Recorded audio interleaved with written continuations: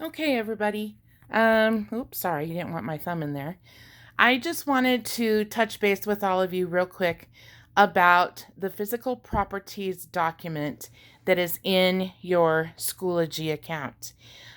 Some kids have asked me, I really don't know how to explain a characteristic of properties. It is located in the PowerPoint that's connected to this assignment. As you can see here, we have examples of characteristic properties. Okay, so basically, characteristic properties are almost like physical properties, but they don't change the physical form of the object. Okay, so if you will oblige me, I will show you a demonstration. So here is my desk, obvi. But as you can see, I have M&Ms. Don't those look good? Actually, they're stale, so we won't eat them.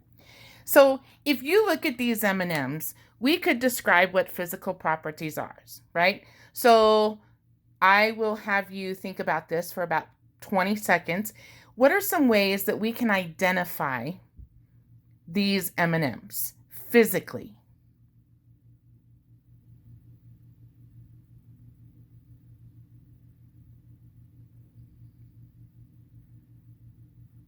Yeah, some of you might be right. Some of you probably said, well, we could definitely separate these out by their color.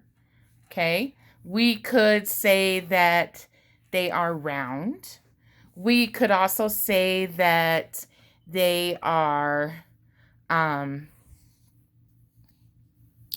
sorry, I can't do all this at once, I guess, apparently. We could also say that they, might have a hard surface. They're candies, okay? So those are all the physical properties. And obviously, they're cold, right? Okay? So with that being said, we're going to go to what a characteristic property is. And a characteristic property basically is going to tell us what its boiling point may be. Boiling point means how long will it take for this M&M to boil. Melting point would be how long will it take for it to melt. Remember, if you put one of these in your mouth, they're probably going to melt pretty quickly. Solubility, meaning how does it dissolve in water? Look at that. It's already dissolving. Okay? Density, of course you know what density is. Is it going to sink or float? Well, look at this. We know that the density of water is what? Yes, correct. 1. So, obviously, if this M&M sank or float in water, what's the density? It's obvious going to be more than 1. Okay? We can also talk about hardness and softness. Are these soft like little those marshmallow peeps that you get for Easter? Nope, these are actually kind of hard. Okay? So, that is what we're talking about with characteristic properties. The next one you have to think about are the chemical changes. The chemicals, or how it's made chemically. Okay? So that might be how it's going to, obviously these aren't going to rest. They're candy. They're pumped full of sugar.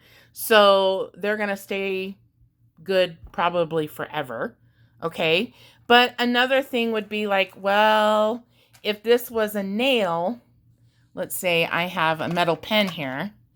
If this metal pen laid out in my yard with all the rain that we've got, if I came back in a couple months, there's probably going to be some rust on this. Okay.